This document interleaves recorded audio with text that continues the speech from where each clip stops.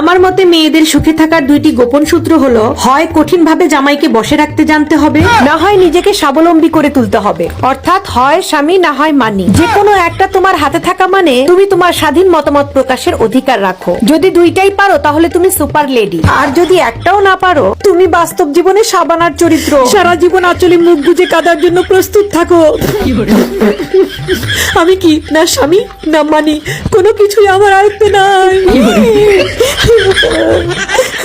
আমার জীবন শেষ।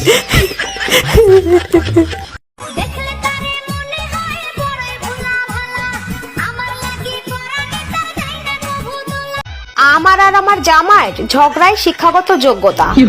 আমি ঝগড়ায় নার্সারিতে মাত্র, আর আমার জামাই ঝগড়ায় বিসিএস করছে।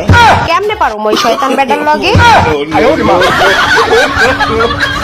সামলায় আমায় এই অবস্থায়, না রে না আর তো পারি না।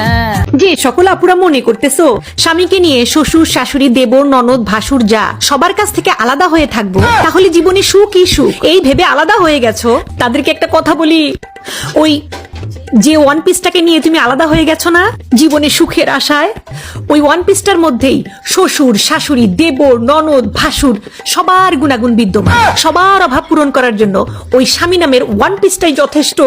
বুঝতে পেরেছো?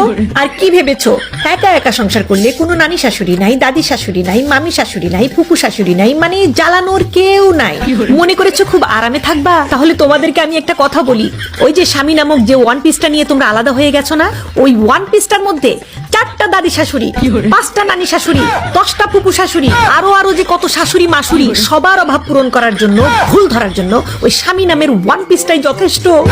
আলাদা থেকে কোনো লাভ নাই, কোনো লাভ নাই। জীবনটা তেনা তেনা ফেনা ফেনা করে দেওয়ার জন্য না, ওই একটা মানুষই যথেষ্ট। শোনো, সুখ হলে ওই সবার মধ্যেই সুখ হয়, আর যদি কপালে সুখ না লেখা থাকে, ওই যে স্বামী নামক ওয়ান পিসটা আছে না, ওই ওয়ান পিসটাই যথেষ্ট সবার অভাব পূরণ করার জন্য। শ্বশুর শাশুড়ি দেবর ননদ ভাসুর যা দাদি শাশুড়ি নানি শাশুড়ি ফুফু শাশুড়ি যা আছে এই পৃথিবীতে, সবার অভাব পূরণ করার জন্য স্বামী যথেষ্ট।